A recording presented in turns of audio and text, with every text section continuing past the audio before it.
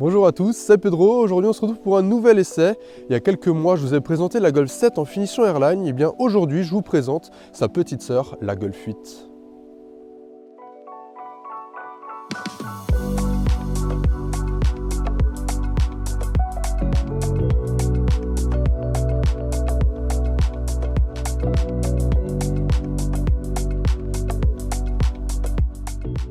Au fil des années, la Golf a pas mal évolué, même si on garde quand même ce côté hatchback, une petite compacte, assez polyvalente. La phase 2 vient d'être présentée il y a quelques jours, et je me suis dit pourquoi pas essayer l'ancienne phase. Comme ça, je vais pouvoir faire un petit comparatif, voir ce qui a évolué ou non sur la 8e génération en phase 2. Donc ici, on est sur une finition Airline. Ce qui fait qu'on a un petit package un petit peu plus sportif, des jupes, etc. Notamment sur ce bouclier que je trouve vraiment très sympathique, très agressif.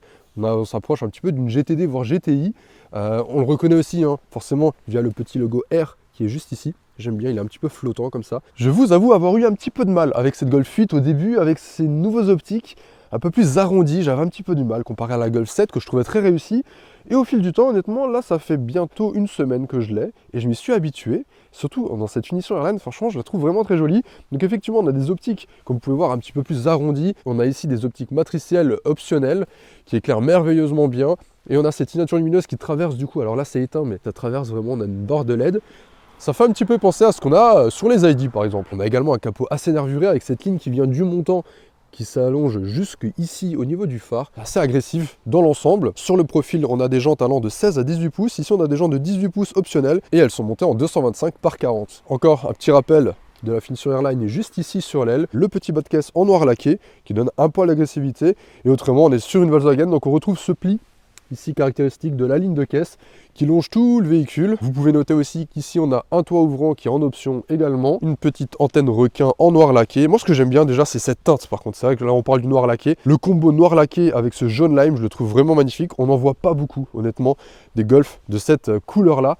Mais qu'est-ce que vous en pensez vous?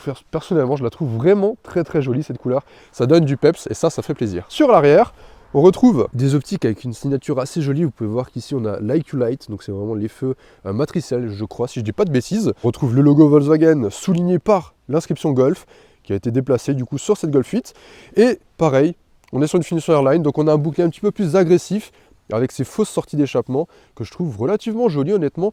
Franchement, cette configuration, quand je l'ai vue pour la première fois là, quand je suis allé la récupérer, j'étais assez satisfait. J'étais super content d'avoir celle-là, parce que demain je vais faire quelques photos et je pense que ça va super bien rendre dans un fond un peu moderne comme ça. Franchement, ça va être tip top. Vous l'avez peut-être aperçu, on est sur une version ITSI. Alors, c'est pas une hybride rechargeable. Sous le capot, on a un 4 cylindres essence mild hybride, donc on a une petite batterie 48 volts qui permet de rouler légèrement en électrique. C'est surtout pour les phases de décélération, etc.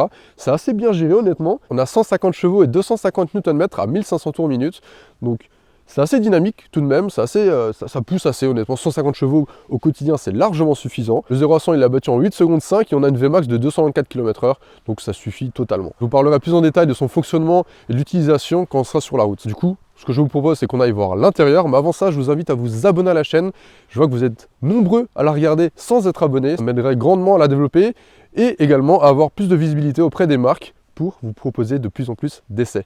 Merci à vous. On se retrouve à l'intérieur et on est face à une planche de bord assez linéaire, mais très moderne, je trouve. On est dans l'esprit Volkswagen hein, totalement, avec ce volant qu'on retrouve un petit peu partout sur toute la gamme, avec ces touche tactile malheureusement. Heureusement ça a été corrigé sur le facelift qui arrive donc prochainement comme je vous ai dit. Parce que là vraiment ça à utiliser c'est une catastrophe. Ils ont bien fait de repasser au physique. Au moins ce qui est bien c'est qu'ils ont écouté l'avis des clients et de la presse. Parce que vraiment ça c'était plus possible. Ici on a le petit logo R comme on est sur la finition Airline. On a en face un compteur numérique de 10 pouces personnalisable. Au niveau de la couleur ça suit en fonction de l'éclairage d'ambiance. C'est-à-dire que ici maintenant je peux mettre orange. Bah là on passe en orange, du bleu, du rouge, etc. On va se remettre comme ça parce que moi j'aime bien. Et on a un éclairage d'ambiance du coup qui longe la planche de bord au niveau des portes également, juste ici en dessous, au-dessus du petit insert en imitation carbone. On l'a aussi ici dans le vide-poche, au pied. Enfin voilà, on peut tout personnaliser juste ici en individuel. On revient sur cet écran, il est personnalisable. Ici, on a des touches sur le volant. Donc, on a déjà différents menus. On peut avoir le GPS, par exemple. On peut avoir un effet minimaliste, la date et l'heure, la signalisation routière, etc. Et après, on peut donc régler ici ce qu'on peut avoir dans les compteurs, à droite et à gauche. C'est-à-dire qu'ici, Par exemple, on peut mettre la navigation. Bon, là forcément, j'ai rien, donc il va rien me mettre. La vitesse moyenne, la durée du trajet, par exemple. Voilà, la durée du trajet, etc. Donc on peut tout personnaliser comme ça. Je trouve ça assez sympathique. Moi, je mets la vitesse comme ça, je l'ai en assez précis. Et on peut aussi cliquer ici sur View. Et donc sur View, on a différents affichages, eux aussi donc personnalisables. Ici, on a tout ce qui est aide à la conduite. On a la conduite semi-autonome de niveau 2 qui gère plutôt bien. Moi j'aime bien cet affichage, c'est assez classique. Et ici on a donc le menu principal, on a Apple CarPlay, Android Auto en sans fil. Et on peut par exemple ici régler tous les paramètres du véhicule, donc les freins, enfin on peut voir l'état par exemple, etc. De l'intérieur on peut régler par exemple l'affichage tête haute, si oui ou non on le veut qu'il soit activé, car effectivement on a un affichage tête haute en option. Donc on a vraiment tous les paramètres. L'éclairage d'ambiance par exemple, les réglages tout court, la boutique pour acheter des apps je pense. Et ici on a donc tous les petits widgets qu'on peut personnaliser. Si maintenant on reste appuyé, voilà, et on peut choisir ce qu'on veut afficher ou non. On a 2 pages. Je trouve ça assez bien réalisé tout de même. C'est réactif, c'est intuitif. Et il faut savoir que sur le facelift, on aura du coup un nouvel écran de 15 pouces, il me semble. Donc plus grand. Ici, on est sur 8,25 pouces. Même si c'est déjà suffisant, clairement, à l'utilisation. Mais on aura un écran quasiment 2 fois plus grand. Avec le nouveau système d'infodivertissement que j'ai pu essayer du coup sur l'i17. C'est très complet, c'est encore plus intuitif. J'ai bien aimé en tout cas. On a du coup quelque chose d'assez bien fini avec du plastique moussé. Ici on a donc le petit effet carbone, tout ce qui est réglage des rétroviseurs ainsi que d'ouverture des fenêtres. On a un grand vide-poche ici, dans lequel on peut mettre une bouteille d'1,5 litre. Ça c'est une bouteille d'1 litre, mais 1,5 litre ça passe largement. On a une petite feutrine en plus. Ici on a du plastique dur forcément plus bas. Un pédalier en aluminium. C'est globalement bien réalisé. Moi j'aime bien l'insertion ici de l'aérateur. Ici, on a quelques petits boutons, des petits raccourcis pour les aides à la conduite, pour la climatisation qui gère du coup sur l'écran uniquement. Ici, on peut avoir les caméras. Donc ici, on n'a pas les caméras 360, mais si on l'a, on peut y avoir. Et du coup, les modes de conduite. On a éco, confort, sport et individuel qu'on peut donc personnaliser. Juste en dessous, on a 2 prises USB type C pour recharger les téléphones. Ici, on peut avoir un chargeur induction en option. Autrement, on peut juste poser le téléphone. Ça fait un petit vide-poche. Le bouton pour démarrer, le frein de parking, le sélecteur. Moi, j'aime bien le petit levier ici, frein à main, et l'auto-hold. Ici, on a un petit rangement pour mettre la clé ou pour mettre un téléphone ou autre. Et ici, on a un porte-gobelet qui se déploie juste par ici. Je trouve ça assez original. Une prise 12 volts encore pour pouvoir brancher ce que l'on souhaite. Et ici, on a un petit vide-poche dans la coudoir qui est réglable sur plusieurs hauteurs du coup. Voilà, on peut le mettre comme ça. Et maintenant, la pièce maîtresse, je trouve, de cette finition Airline, les sièges baquets, vraiment que je trouve très très joli. On a un dessin assez sportif. Ils ont un maintien vraiment conséquent, regardez, par rapport à ma main. Et on est vraiment bien installé. On pourrait croire que c'est moins confortable. Et ben, je vous avoue que j'ai été assez impressionné parce que déjà, ils sont assez moelleux. Et j'ai fait pas mal de routes et j'ai vraiment eu aucune douleur. Donc assez conquis par ces sièges. En plus d'être beaux, ils sont confortables. Ils sont en effet Alcantara. Alors c'est pas vraiment de l'Alcantara, c'est comme le cuir là, c'est du cuir synthétique. Et ici on a un petit effet dégradé comme ça en tissu que je trouve assez joli. Ça me fait un petit peu penser à ce qu'on avait sur les GTI, qu'on a d'ailleurs encore il me semble sur les GTI. Mais vous savez le tissu à carreaux comme ça, moi ça me fait un petit peu penser à ça. En tout cas moi je les trouve vraiment très jolis. Ici on a la petite broderie R. Maintenant on va faire un petit tour à l'arrière. J'y suis pas encore allé, donc je vais voir ce que ça donne. On va s'installer. Alors déjà comme ça à première vue, on va voir. Ça va. Ça va. Ouais, c'est plutôt pas mal. Hein. Un peu plus ferme, j'ai l'impression qu'à l'avant. Au niveau des genoux, bon, le siège, il est réglé pour moi. Je fais 1m84. C'est un poil limite, mais on peut quand même passer les pieds sous le siège. Au niveau de la garde au toit, je suis bien. Malgré que je sois assez grand quand même. Donc c'est plutôt pas mal. Par contre, c'est vrai que les sièges sont vachement épais, du coup. Et on a vraiment du mal à voir ce qu'il y a en face. Alors ça, c'est un défaut sans être un défaut, mais là, c'est vrai que je me sens un petit peu à l'étroit, on va dire. Peut-être que comme ça, on s'en rend compte. Je me sens vraiment un petit peu engoncé. Ici, on a 2 pochettes pour mettre quelque chose, un téléphone ou autre. On en a une juste en dessous également. 2 prises USB type C tout en dessous. Ici, on a la climatisation. Et au niveau de cette banquette, déjà, ce qu'on peut remarquer, c'est qu'elle est assez creusée. Donc, on est vraiment bien calé dedans. On retrouve encore cette Alcantara. Franchement, cette sellerie, je la trouve vraiment sympathique. On a un petit accoudoir avec 2 porte-gobelets, la trappe à ski. Et honnêtement, après, bah, écoutez, c'est plutôt pas mal, mais c'est vrai que dans une Golf, je m'attendais à avoir un petit peu plus de place, par exemple. Là, c'est vrai que je suis un petit peu étonné. Après, peut-être qu'avec les sièges normaux, enfin, sans les sièges baquets de la Airline, on gagne un petit peu plus de volume. Je sais pas trop, en tout cas. C'est confortable, je pense que je ferai pas mal de route tout de même là, dans cette position, ça me dérangerait pas. Mais c'est vrai qu'on se sent un petit peu serré quand même. Maintenant, on va voir ce que ça donne au niveau du coffre. On a ici la petite poignée pour l'ouvrir. On a 381 litres de chargement avec ici un petit sous-plancher où on a la roue de secours qui est, elle paraît énorme, c'est bizarre. Ça m'a fait bizarre un petit peu. Donc, est-ce qu'on peut le décaler? Ouais, on peut le mettre juste en dessous, comme ça. Hop, comme ça, on gagne un petit peu de plus de place. On a une trappe à ski au centre et on peut rabattre les sièges en 40 par 60 pour atteindre 1237 litres de chargement. Tout à l'heure, je vous ai parlé de la motorisation dont on disposait ici. Sachez qu'il en existe d'autres. On a aussi des 2 litres TDI, donc du diesel en 116 et 150 chevaux. J'avais essayé le 150 chevaux d'ailleurs sur la Golf 7 que je vous avais présenté sur la chaîne. On a aussi une version hybride rechargeable de 140 chevaux offrant jusqu'à 62 km d'autonomie.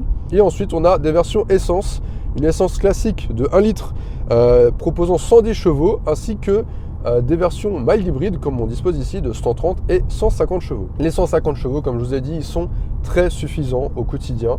J'ai pu en parler avec quelqu'un de chez Volkswagen qui m'a dit que le 130 il était parfait, il consommait pas trop.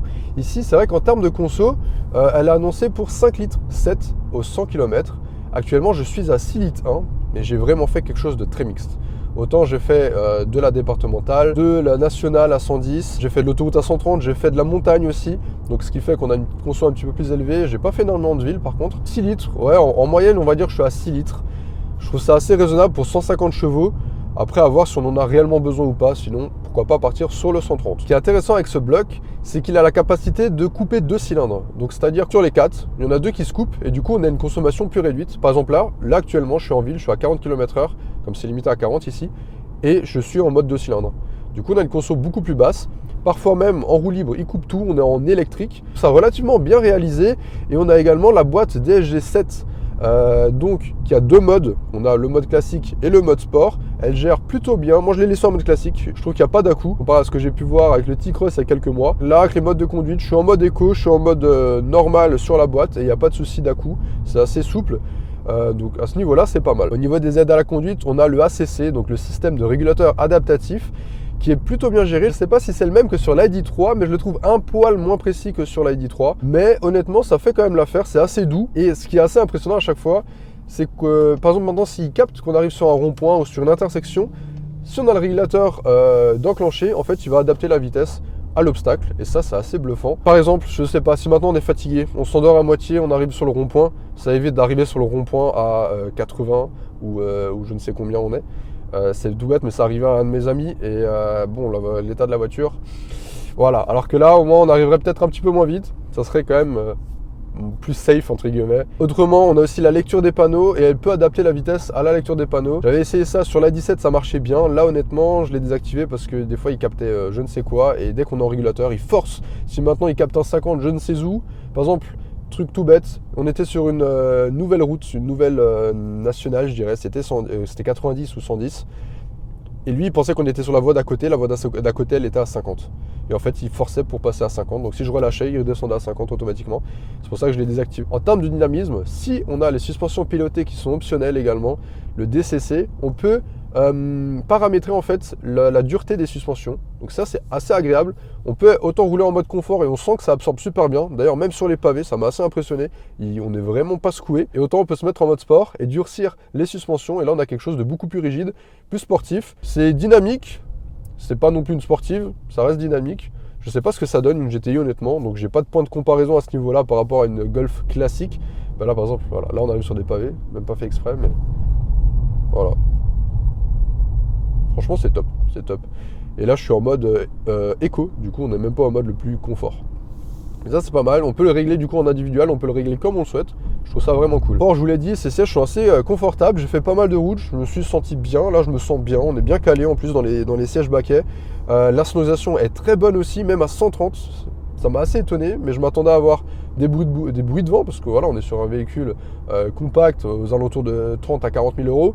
Je m'attendais pas à avoir une aussi bonne insonorisation et pourtant même à 130 on a des légers bruits d'air au niveau des rétros mais c'est pas dérangeant pour autant. Donc comme pour la Golf 7, le mot d'ordre pour moi c'est polyvalence. On a une compacte très confortable pour faire de la route. Pour autant on peut l'utiliser en ville, ça se manie super bien, c'est assez souple, c'est pas non plus trop grand, 4,28 m de long donc ça reste compact. On a de la place, on s'y sent bien. peut-être un petit peu moins de place à l'arrière, un coffre généreux tout de même, on peut quand même mettre une grosse valise ainsi qu'une petite de côté. C'est pas une routière pour autant, mais pour moi elle fait vraiment le job de routière. Donc je comprends aussi également pourquoi ça se vend autant cette Golf. Donc je suis assez content d'avoir pu l'essayer, de m'être fait mon propre avis. Donc voilà, globalement, assez conquis, même si, comme dit, les petits boutons tactiles, si on reste sur la phase 1, tout ce qui est tactile qui me dérange un petit peu, j'ai oublié de vous le dire, mais là, sous l'écran, on peut régler le volume, c'est tactile aussi, c'est pas rétroéclairé, ça va l'être sur la phase 2, mais vraiment, de nuit, on voit rien, on est là, bon, on sait où sont les boutons, mais je sais pas, le fait que ce soit tactile, si maintenant on pose le doigt pour régler au niveau, pour toucher l'écran ou quelque chose, on appuie sur le volume, on appuie sur le chauffage, c'est un petit peu dérangeant quand même, voilà. Ça plaît ou ça plaît pas, mais le tactile, pour moi, quand il y en a trop, c'est peut-être un peu too much. Du coup, voilà. Mais ça, c'est les goûts et les couleurs. Écoutez, je pense avoir fait le tour de cette Golf 8. Si cet essai vous a plu, je vous invite à vous abonner à la chaîne pour ne pas louper les futurs essais. N'hésitez pas aussi à me suivre sur Instagram pour voir les backstage en story. Comme ça, vous voyez ce qui arrive sur la chaîne en avant-première. Sur ce, je vous dis à très bientôt pour de prochaines vidéos. Allez, salut!